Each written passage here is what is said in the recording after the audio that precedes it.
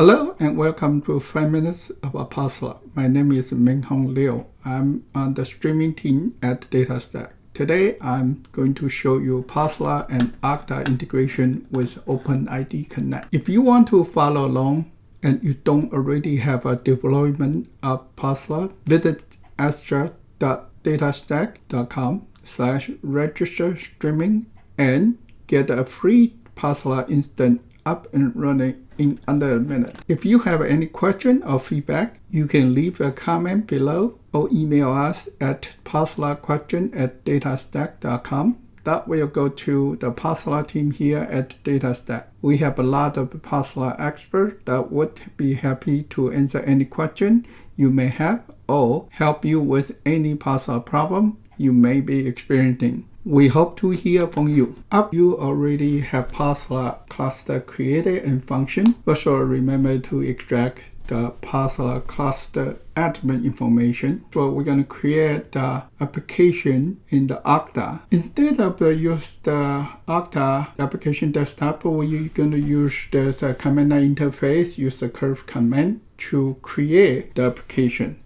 Like this one, you can see here I have the cluster admin. That's my role in the Pulsar application. So you can just hit enter. Then they will be created. You certainly want to make sure there's a profile column label is contain the cluster role. As you can see here, we create a cluster one, and then we also have other application you call ODS tester created, and make sure you extract the client ID and client secret. Now we need to create the endpoint where the integration connection is. So we already created one called Pulsar client. Make sure this audience is API Pulsar client.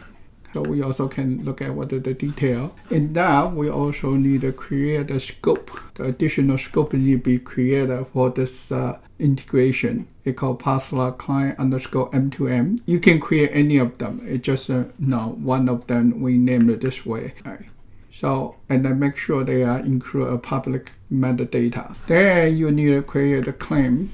The claim is very important. This is where the extraction, the raw information back. So as I mentioned before, in the application, you gotta have an application.profile label. Make sure that's configured properly with a proper cluster role or general Pulsar user role. Then we want to associate with the endpoint client scope with the application. So you want to create a new policy, access policy for this thing. So we have this Pulsar M2M policy. That is a machine-to-machine policy.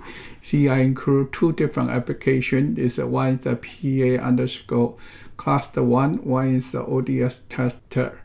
After you create a policy, you need to create the access rule. So make sure you have that. And that is the part, this is a client credential. And you assign this particular scope is a Pulsar client M2M, and that's how you link the class now is a scope with access policy, and then you just save them. And after that, you can go to the token preview to do some testing. So like for here, we have the PA cluster one we created. Green type is client credential, and then what is the scope? Scope is Pulsar client M2M. Okay. Then you review the token, the sub will be returned cluster admin. One other area we should be mentioned is how you assign the application to different people or groups. So in this sense here, this have that we create a different group like this called administration group, and then you can assign to the group or assign to the people. For the Pulsar side, the main change is the broker.config file. So let me show you that. So like here, we go to the open, search for the open. You can see here, this is the API, this is the audience, this is a claim, and this is we set the token provider to true in this case, but it should be set to false. True is because we want to have a multiple authentication. The next is the authentication provider. You can see here, we change to the OpenID. Provider is OpenID. Okay, so you can see this is just all other two. And also we have this called the super user credential. They put it in the JSON file, and then this is the Okta issue URL and scope. Get out here. So as you can see the super user credential here. So after that, you can just reboot your broker. After you restart your broker, now we can test that integration. So as you can see here, we have this sudo. I use this credential. This us to plug in, and with the credential information is super user role, and then use the authentication is Okta. So you can see there will come back with the proper information for this namespace ODI test. Thank you again for watching this video, and have a great day.